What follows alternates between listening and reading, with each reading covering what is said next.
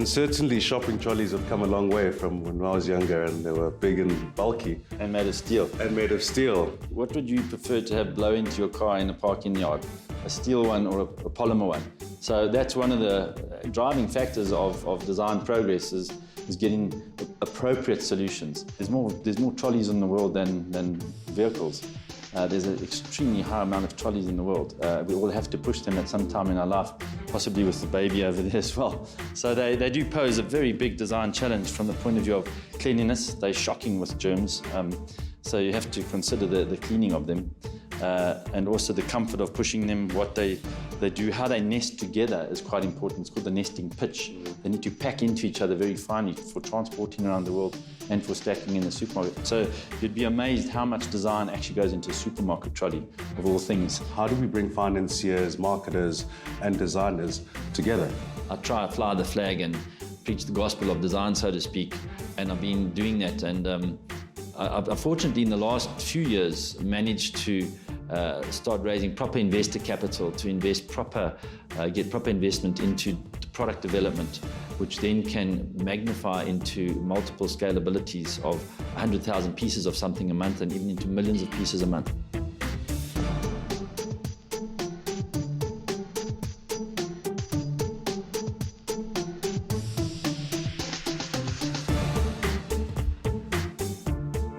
Lasher, the company in South Africa that does garden tools, have the Africanism about their marketing, and so it does look like a bit of a pair of horns on the wall, but quite frankly they're very driven by form and function, where they're beautiful to look at and they're very comfortable to hold and functional in their purpose, which is the definition of design. Design is actually a synthesis of art, business and technology combined together. Wow. Brian, as you mentioned earlier on, that racing is one of your passions, and a lot of innovation has come from the technology of racing. If you can take us through this car here and the components that you've been involved in designing.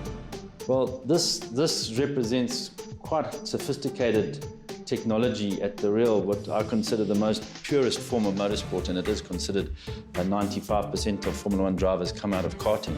They do phenomenal speeds, 250s over 300 kilometers an hour.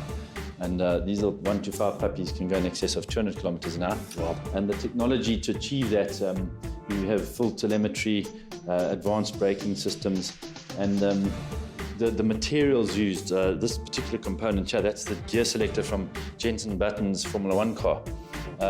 Now that's a beautiful bit of engineering, and it's almost a piece of art. That's why I always say synthesizing the art, design and the business.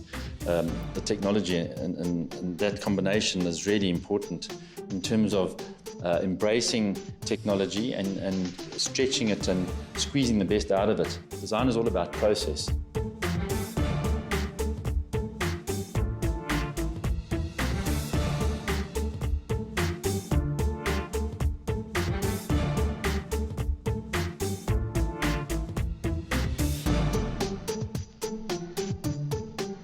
Brian, take us through this design, which is quite an iconic chair.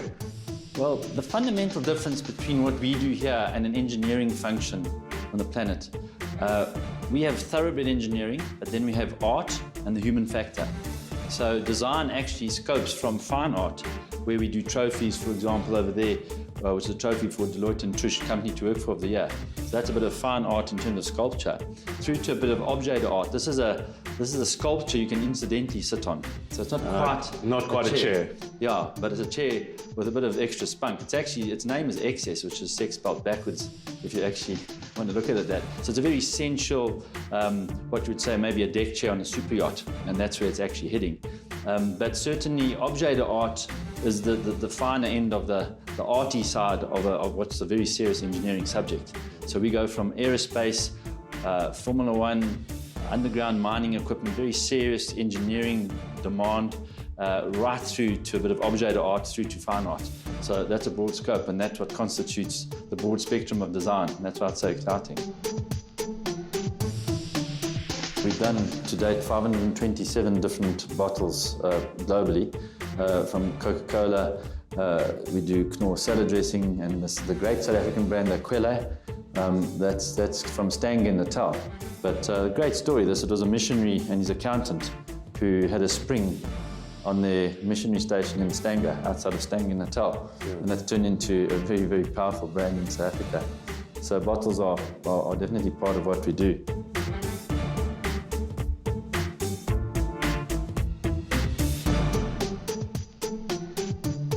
Brian, on that note, thank you for your time, and we wish you all the best in the future. Oh, what a pleasure, and I hope you can carry on broadcasting the gospel of design around so for everyone can benefit in Africa. I've always said that design could really be the career of the future of Africa.